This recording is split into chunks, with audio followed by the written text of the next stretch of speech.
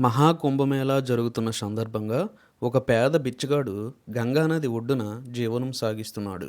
కానీ అతను ప్రతిరోజు గంగామాతను నమస్కరిస్తూ, గంగామాత, నాకు చేతనైన దానిని ఎప్పుడూ ఇతరులతో పంచుతాను అని ప్రార్థిస్తూ ఉంటాడు. ఓ రోజు కుంభమేళాలో ఓ ధనవంతుడు బాగా ఖరీదైన వజ్రాల నెక్లెస్లతో గంగా స్నానానికి వస్తాడు. అతను స్నానం చేస్తున్నటువంటి సందర్భంలో ఆ నెక్లెస్ కొట్టుకుపోతుంది. ఎంత వెతికినా దొరకదు. అది బిచ్చగాడి చేతిలో పడుతుంది. ఆ బిచ్చగాడు అలాంటి నెక్లెస్ని తన జీవితంలో ఎన్నడూ చూడలేదు. కేవలం ఆ నెక్లెస్ తన జీవితాన్ని మారుస్తుందని భావించినా అతని మనస్సు ఒప్పుకోలేదు. ఇది నాది కాదు, ఇది ఎవరిదో, వారికి తిరిగిచ్చి ధర్మం నాది అనుకుంటాడు. రాఘవుడు అది తన వద్ద ఉంచుకోకుండా వెంటనే వెతుకుతూ ఎవరిది అని తెలుసుకోవాలనుకుంటాడు.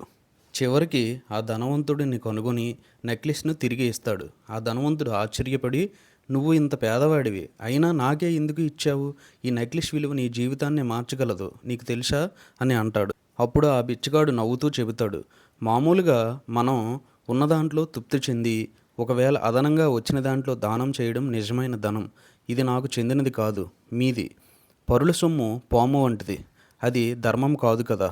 కానీ దానం చేసే అవకాశం వస్తే అది దేవుడిచ్చిన కృప అని అంటాడు. ఆ ధనవంతుడికి అతని మాటలు విని హృదయం కరిగిపోతుంది. వెంటనే నీకు నా సంపదలో సగం దానం చేస్తానని చెబుతాడు. కానీ బిచ్చగాడు ఒప్పుకోడు.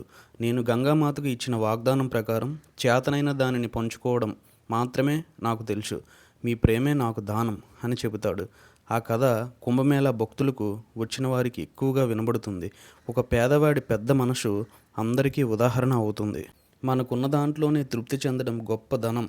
దానం చేయడం మనిషి మనసుని సంతృప్తి చేస్తుంది. మన వీడియో నచ్చితే లైక్ చేయండి. మీకు ఏమనిపించిందో కామెంట్ చేయండి. సబ్స్క్రైబ్ చేయడం మాత్రం మర్చిపోకండి. సమస్తలోక సుఖినో భవంతు.